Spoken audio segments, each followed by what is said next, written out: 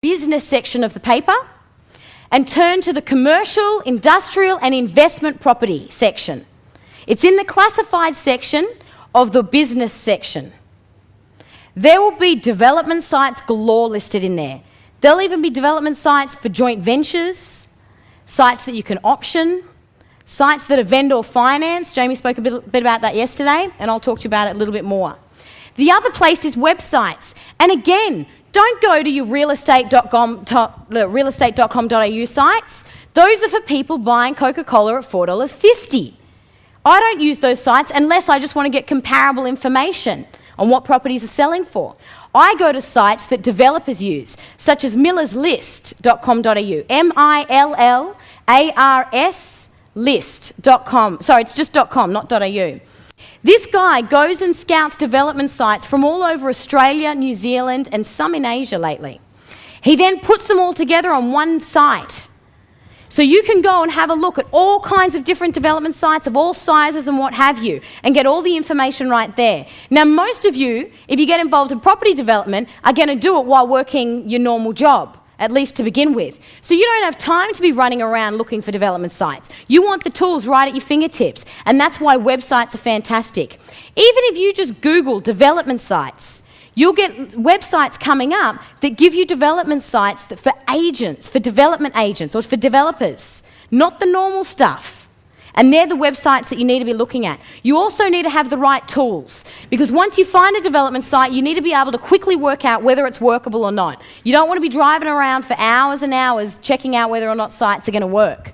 So tools such as this. On the left, you'll see a local environment plan. This is what the council issues to basically say what they want to happen in that area. So you could be sitting on a property right now that you think is a development site, or have you ever driven down the street and you know you'll see like an apartment block, an old shack, an apartment block. Has anybody ever done that? And you think to yourself, ooh, that's a good property, I think, maybe. What would I do with it? And you don't quite know, can I build it into apartments like everything else? You know what I mean? You're not sure, how do I find out all this information? This is how you find it out. Go to your council website and look at the local environment plan. The one on the right is a zoning map, which Mark showed you a copy of this morning as well. A zoning map will show you the exact streets of an area and what can be built on the streets in that area.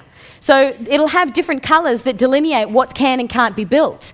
And you then look in the local environment plan to find even more information. It'll tell you, can you build 3 stories? Can you build houses or units? It'll give you all the information you need. You could all be sitting on development sites right now if you own property and not even know it. And that's how you find it out. So having these tools at your fingertips will give you this kind of information so you don't have to spend time driving around.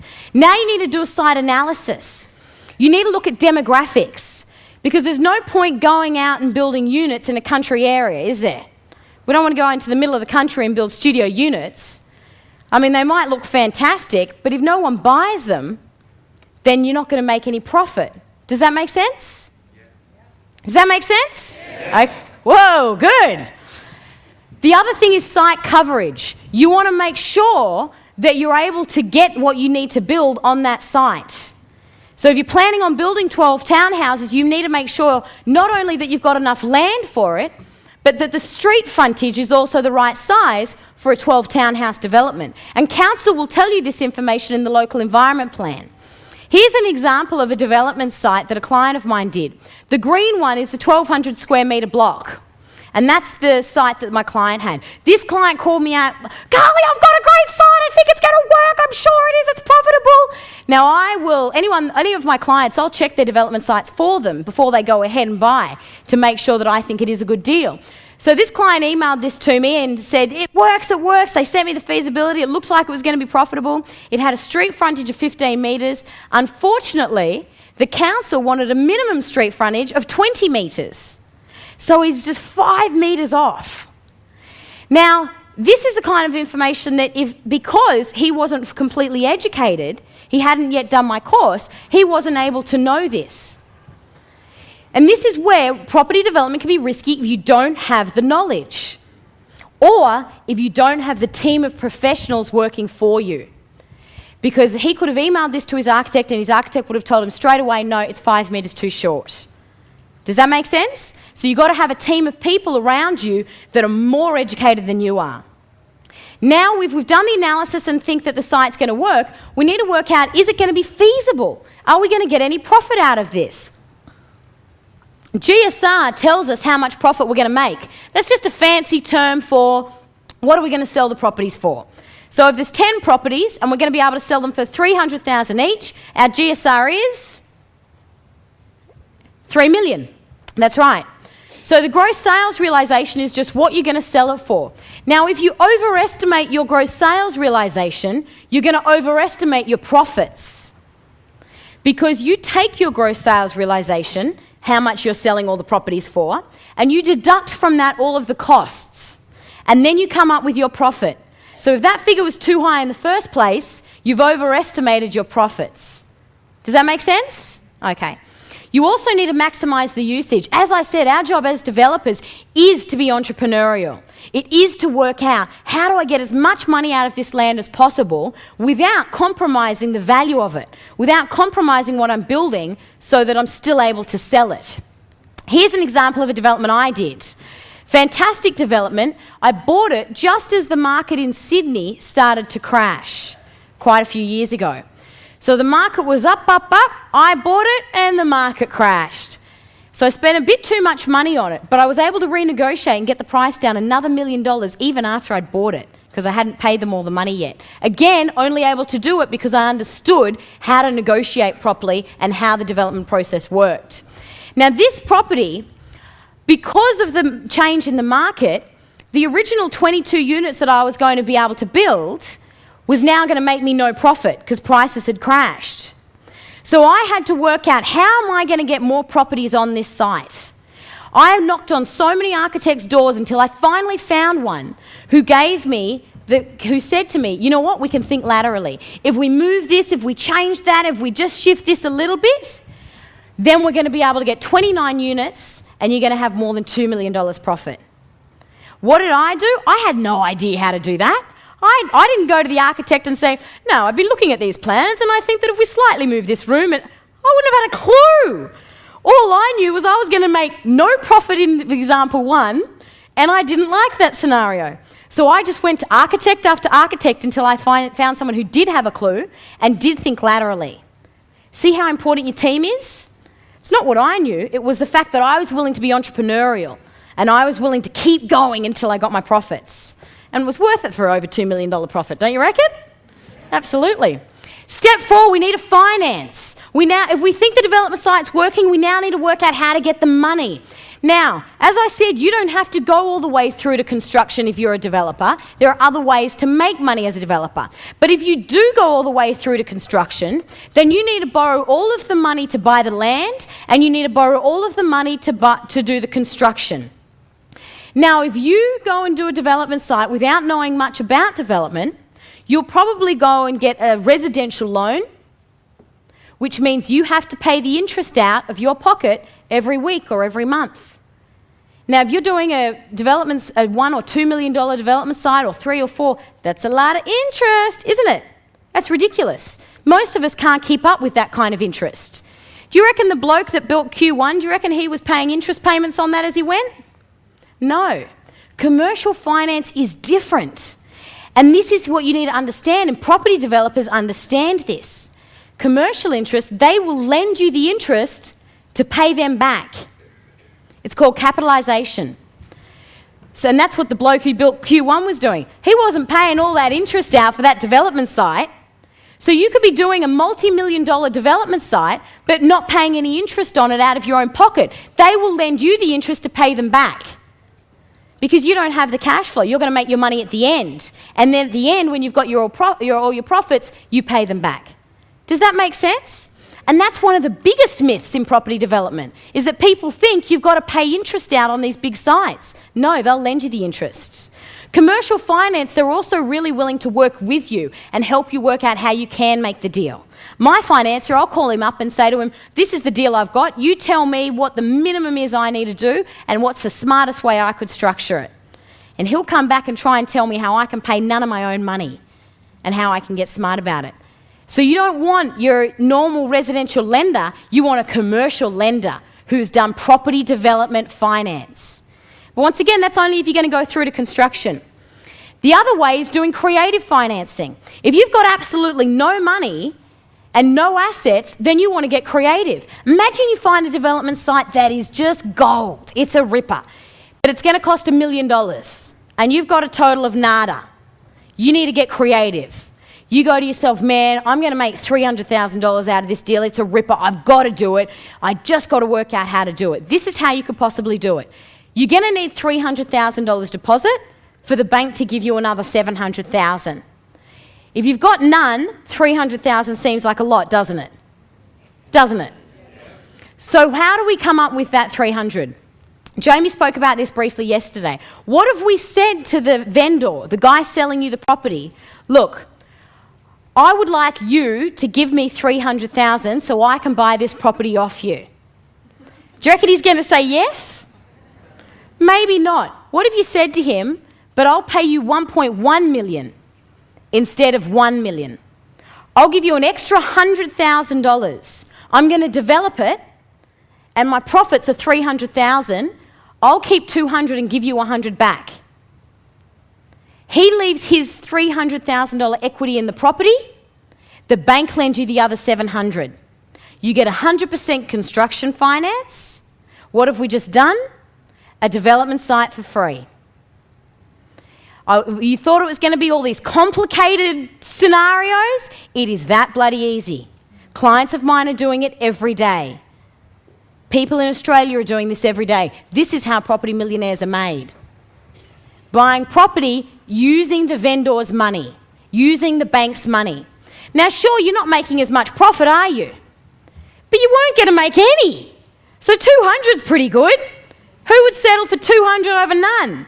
That's what I thought. We've got a smart audience. Step 5, we need to get the plans approved. Now, option and DA is something that you can do instead of doing the whole development process. So if you've decided to yourself, yes, I do want to go ahead and construct, then you need to make sure you've got a DA on the property, or you need to make sure you've got a building approval to go ahead on the property.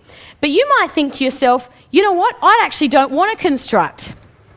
I just want to option the property, get a DA approved, and sell it to somebody else. Who here knows what an option is? Fantastic, most of the room. An option is basically a lay-by.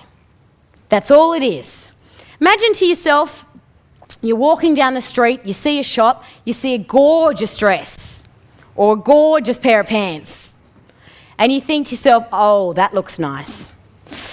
But it's just been Christmas, I put it on a little bit of weight, it doesn't quite fit, but I'm going to go on a diet and it'll fit in 4 weeks. But in 4 weeks, it's not going to be there anymore and it's not going to be on sale. So I'm going to put down $10 now, and I'm going to come back in 4 weeks' time hoping that it fits. And then I'll pay the rest. You've just secured yourself the dress or the pair of pants, whatever it is, at today's price with just a little bit of money, right? Now in 4 weeks, if it fits, fantastic. If it doesn't, you forfeit that $10 that you put down. Does that make sense? So imagine you went along and found a property. And in Queensland, this works fantastically. In fact, in any area where there's been an increase in property, it works fantastic. And in any area where there's been a crash or there's currently a dead market, it works fantastic. So this works in absolutely any market. I'll tell you why it works well, specifically in Queensland at the moment. The Queensland market, who would agree, has been doing this quite steadily. Yeah? Been going up. Now, people are saying it's going to keep going up. Some people are saying it's going to crash. Some people are going to saying it's going to level out. Who cares? What we do know is this has happened. Do we all agree that this has happened? We do. Okay. So what it means is, and what has also happened is there's been a big infrastructure boom. The Queensland government have put billions of dollars into into the local areas, into infrastructure. So the average Joe who owned a house, and he bought that house for $300,000, and then a few years went past and this kept happening to the market, and building was going on everywhere and developments were going on everywhere, and southeast Queensland was exploding, and the Gold Coast continued and Brisbane continued. So what did the council do? They started to change the zonings of areas to keep up with what was needed, to keep up with the demand. So where a house used to be just a house, the council have now said, you know what, we're going to let you turn that into 3 units. Does that make sense? So it used to be just a house, now you're allowed to turn it into 3 units. The markets kept going up, so average Joe's property, which was worth $300,000, is now worth $500,000. So he's now got a $500,000 property, and he's got a development site. Now, do you reckon average Joe has any idea how to go and develop? None at all. There are so many myths out there about property development, people are scared of it. And it is so simple if you understand the process.